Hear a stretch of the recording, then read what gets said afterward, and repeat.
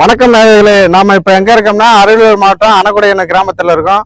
நம்ம வழக்கம் போல ஒவ்வொரு காணொலியிலும் நாட்டு கிடைமாடை பத்தி காணொலி எடுத்து போட்டு இருக்கோம். அந்த வகையில இன்னைக்கு ஒரு கிடைமாட்டுக்கு வந்திருக்கோம். ஒரு கிடைக்கு அண்ணா அவர்கிட்ட சந்திச்சு அந்த மாடுகளை பத்த விவரங்களை கேட்டு அவர்கிட்ட தெரிஞ்சுக்கோம். வாங்க. வணக்கம் அண்ணா. வணக்கம். நல்லா இருக்கீங்களா அண்ணா? நல்லா இருக்கும்பா. அண்ணா, நீங்க உங்க பேர் என்ன, எந்த ஊருண்ணா? அரியலூர் மாவட்டம் காரைக்குடி பஞ்சாயத்து அருள்மொழி. அருள்மொழி. ஓகேண்ணா, ஓகேண்ணா. இப்ப எத்தனை தலைமுறையான மாடு வளர்க்குறீங்க? நாங்களுக்கு 10-15 தலைமுறையா இருக்குங்க. 10-15 தலைமுறையா? எங்களுக்கு வந்து பூரிக்கம் வந்து கிள்ளுகுடி. அதுல இருந்து திருவண்ணாமலைக்கு மாடு ஓட்டும் போது இங்க வந்து வாங்கி வச்சதுதான் அந்த இடம்லாம். இங்க வந்து குடியேறி எங்க தாத்தா வந்ததுதான். தாத்தா காலத்துல இங்க வந்திருக்கீங்க? இங்க வந்ததுதான். நாங்க வந்து செட்டிந்தூர், ஊனத்தூர், சிறுவாச்சூர், திருவண்ணாமலை காட்டுல செட்டிந்தூர் காட்டுல நாங்க மேய்க்காத இடமே இல்ல. மலைக்கு தான் போவோம். 2 வருஷமா காடு மலைக்கு கண்ணு போட்டுக்கிட்டு அது இதுன்னு சொல்றதுனால மாடு போகல. கொள்ள இடத்துல வச்சுட்டு ஏதோ பொழப்பு ஓடுது. இப்ப தோறாம எத்தனை மாடு என்ன இருக்கும்? 700 மாடு இருக்கு. எத்தனை வகையான மாடு என்ன இருக்கும் நாட்டு இனத்துல? இது எல்லாமே வெம்பளச்சேரி மாடு தான். உம்பளச்சேரி மாடு தான். ஒரே வகை மாடு தான் அதுல இருக்கு. Okay okay. இந்த மாடு வளர்க்கறது என்னென்ன சிரமங்கள்னா இருக்கு? சிரமங்கள் வந்து நினைச்சா சிரமம் தான். மாடு கண்ணு போட்டு காட்டுல விட்டா போதும், பாய்க்கெல்லாம் செல்வாக்கா மேய்க்கும்.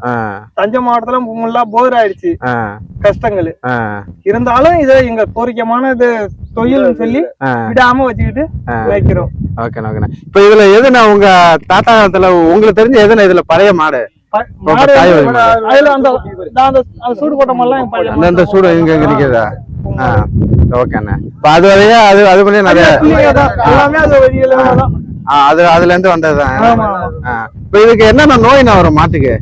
இது கசப்பு கூடம், அது எல்லாம் எல்லாமே நாட்டு மருந்து தான். நாட்டு மருந்து எல்லாம் போட மாட்டோம். நாட்டு மருந்து வேலை இல்ல, எல்லாமே நாங்க தான் நாட்டு மருந்து தான். சரிண்ணா சரிண்ணா. இப்ப இதுக்கு வருமானம் என்னென்ன வரும்? எப்படி கடை கட்டுறது, கண்ணு வைக்கிறது, காலக்கண்ணு வைக்கிறது.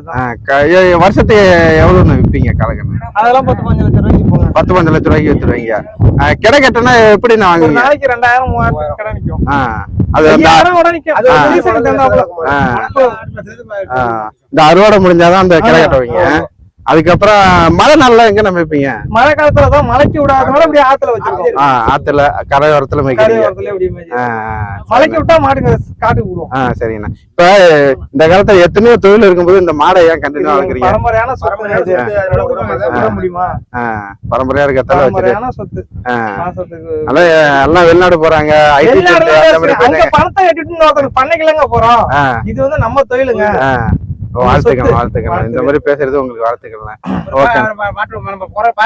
ஆனா நீங்க ஏதாவது ஒரு மாட்டை கூப்பிட்டா ஒரு